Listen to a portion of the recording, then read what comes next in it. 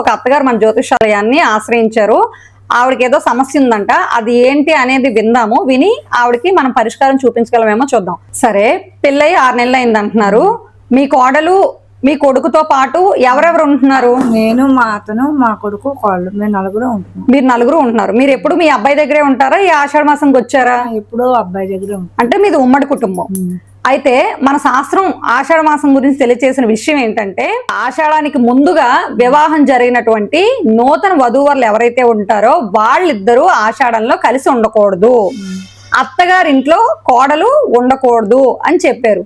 ఎందుకు ఆ విషయం చెప్పారు అంటే, కొత్తగా వివాహమైన స్త్రీ ఆషాఢ మాసంలో కనుక భర్తతో కలిసి ఉండడం వల్ల గర్భం ధరించినట్లయితే నెలలు నిండి డెలివరీ అయ్యేసరికి సుమారుగా ఏప్రిల్ మే ఈ ప్రాంతం వస్తుంది. ఆ సమయంలో నిండు గర్భిణి అంత ఎండను తట్టుకోలేదు. అదే విధంగా డెలివరీ అయినా కూడా ఆ చిన్న బేబీ ఏదైతే ఉందో తను కూడా ఎండను తట్టుకోలేరు కదా. అందుకోసం ఆషాఢంలో గర్భం ధరించకుండా ఉండడం కోసం భార్య భర్త వేరుగా ఉండాలి అని చెప్పి మన శాస్త్రం తెలియజేసింది. కానీ అత్త కోడలు అనే మాట అసలు ఎందుకు వచ్చింది మన పూర్వం నుండి అని పరిశీలించినట్లయితే, పూర్వం అన్నీ కూడా ఉమ్మడి కుటుంబాలు మాత్రమే ఉండేవి. అంటే అత్తగారు, కోడలు, మామయ్య గారు, కొడుకు అందరూ కలిసి ఒకే ఇంట్లో ఒకే చూరు కింద ఉండేవారు. అందుకోసం భార్యాభర్త కలియకూడదు అనే మాట కొంచెం ఎబ్బెట్టుగా ఉంటుంది కనుక అత్తగారు కోడలు కలిసి ఉండకూడదు అని చాలా సున్నితంగా మన పెద్దలు ఆ విషయాన్ని తెలియజేశారు.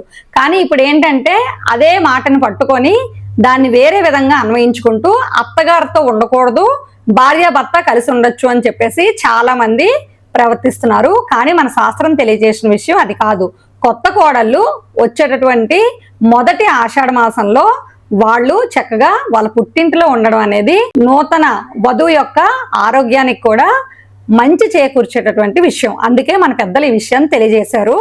దీన్ని అడ్డంగా పెట్టుకొని ఆరోగ్యం బాగోపోయినా, ముసలైపోయినా, అత్తగారు మామగారు ఉన్నా వాళ్ళని బయటికి వెళ్ళిపోండి అని చెప్పడం అనేది అంత మంచి పద్ధతి కాదు. అమ్మ, మీరు కూడా ఏంటంటే ఈ విషయాన్ని చక్కగా మీ కోడలికి తెలియజేసి కోడల్ని కూడా చక్కగా కూతురులాగా చూసుకొని ఆమెని చక్కటి మర్యాదలతో ఆషాఢానికి వాళ్ళ పుట్టింటికి పంపించండి.